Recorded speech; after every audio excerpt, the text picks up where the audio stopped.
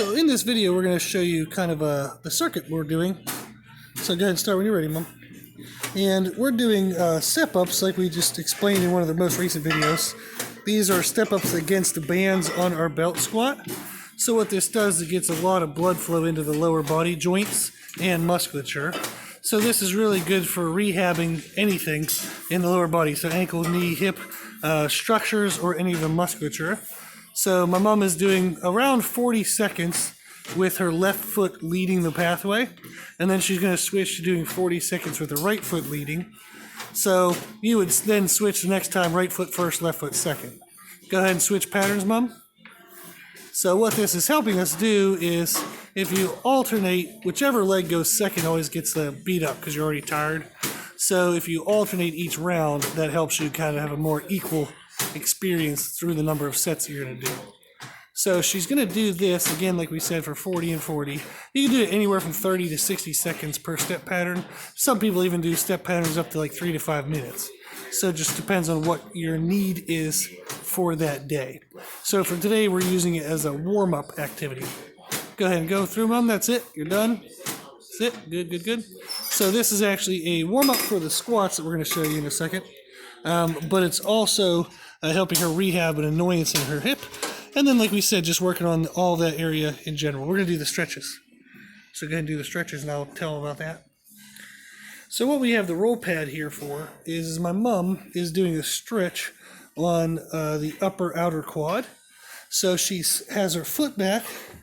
She's then kind of like leaning into the foot, and then she'll take her opposing shoulder and drop it back. What that does is it creates a stretch in this musculature. So a lot of times people, their upper quad, TFL kind of area will be tight. And it's common in people who do sitting for long parts of the day. So that area around the hip joint is always closed off when you're sitting. So this step-up drill helps you open up kind of in general all of that area. So these blocks will be stored down under here if anybody ever wants to use them. And then what this is doing is just giving extra emphasis on pulling that tissue open. Okay, let's go ahead and switch sides, Mom. And then her right side is the side we really are focusing on. However, you would always do both sides. That way everything feels kind of equal. So on one side you're doing rehab, on the other side you're doing prehab. So you can see again, she's sitting back into that foot, and then she dropped the opposing shoulder back. So that opposing shoulder back just helps you stretch through the tissues of the core and create more tightness into this. So she's also pulling, we haven't said this yet, but she's also pulling her belly inward, almost like she's trying to tuck her belly button to her backbone.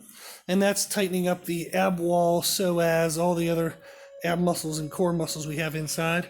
So that way, the tighter that musculature is in the core, the more of a pull she gets through here.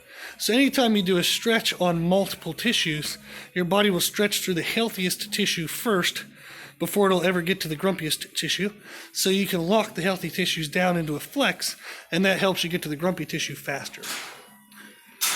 Okay, that's pretty good there, Mom. So now we're going to come over, and we're doing banded squats today. So the band tension is helping her as soon as she unracks it, these bands are pulling her down harder than gravity. So what this means is it's kind of like a constant pressure on her muscles. So it forces her to fire the muscle that we are kind of working to kind of rehab and get therapy on. So rather than her body being able to protect against that muscle being used, by banding it downward, it's forcing that muscle to be used. So she's going to go through her pattern. She's going to come down, tight, tight, tight, tight, tight, and up. Good. So that's the mechanics. So this is forcing her to squat with good mechanics. And the banding is forcing that muscle that would maybe try to be protective and try to hide. It's forcing it to be active. So this whole circuit is excellent for getting muscles that are kind of grumpy or coming back from injury. Got a little loose there. You got to stay balanced. So it helps get muscles back from injury. Or if they've had a little tweak or annoyance, you could do circuits like this. So for us today, we've done about 6 of these circuits. Better try to come up a little bit faster. So you're going to say tight, tight, tight, and then up, rather than sitting there. So tight, tight, tight, tight, tight, up. Good. Try one more. Get your balance, and try not to sit at the bottom. So now pause. So I'm testing her here. So tight, tight, tight, tight, up. There you go. A little better. Good. Good job.